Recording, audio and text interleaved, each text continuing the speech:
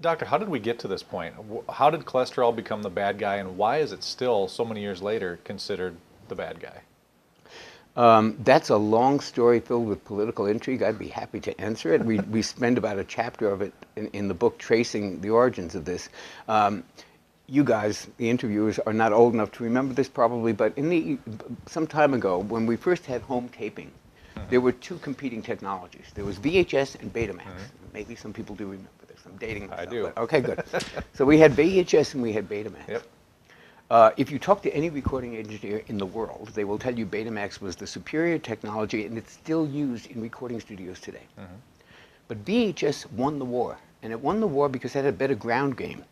They signed up more manufacturers, they signed up more movie studios to agree to put their stuff on VHS, and they won the game. They won it fair and square, but the wrong technology won. Well, back in the 70s, we had two competing theories about heart disease. One was that it was cholesterol and fat. One was that it was sugar that was the main culprit in the diet. The wrong theory won. The guys who believed in the fat and cholesterol thing were very persuasive. There was a lot of pressure to come up with some government recommendations at the time. There was a perceived epidemic of heart disease. There was a lot of outcry. What are we going to do about it? Well, it looks like. And the research on which this was based has since been looked at and found to be I don't think that research could be published today. But it was published then. It's been reevaluated and found very wanting, but the behemoth was started. And trying to turn that around, it's like trying to turn the Queen Mary around. I mean, you've got $31 billion a year in sales of just the two top cholesterol-lowering medications, Lipitor and Zocor. $31 billion according to Forbes. You can't just turn that around. You got a cultural mem. You talk to anybody at any cocktail party in America and say, how's your heart doing? They're going to tell you what their cholesterol is because it has become synonymous with heart disease. There is a cholesterol story involved in heart disease. But most of us don't know it. And we talked about this at great length on the Dr. Oz show. We used to measure cholesterol. If you went to a health fair in the 1960s, they'd prick your butt and they'd say, oh, Mr. Jones, you got 220, 240, 190. You got one number. Early 60s, they kind of realized that cholesterol travels in the body in two different kinds of packages, HDL and LDL. Well, that was a big improvement. They started measuring HDL and LDL.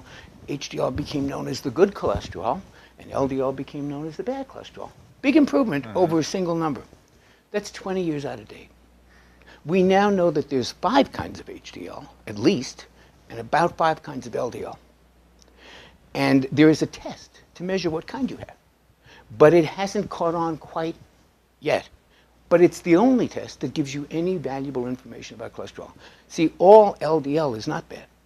Some of it is fairly benign. If you look under a microscope, you'll see 2 major types, LDL-A and LDL-B, we'll call them. LDL-A looks like a big, fluffy cotton ball. It doesn't even stick to anything. It's fairly innocuous. LDL-B is a bad player.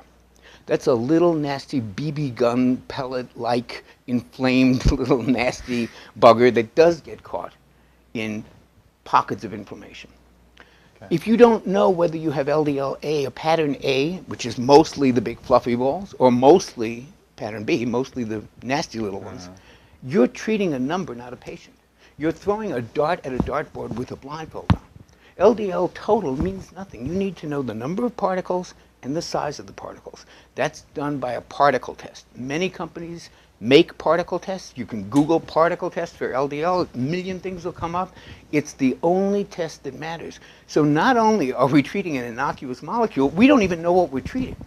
Knowing your LDL-B is very helpful to know. But just knowing your overall LDL or your HDL-LDL, out-of-date information.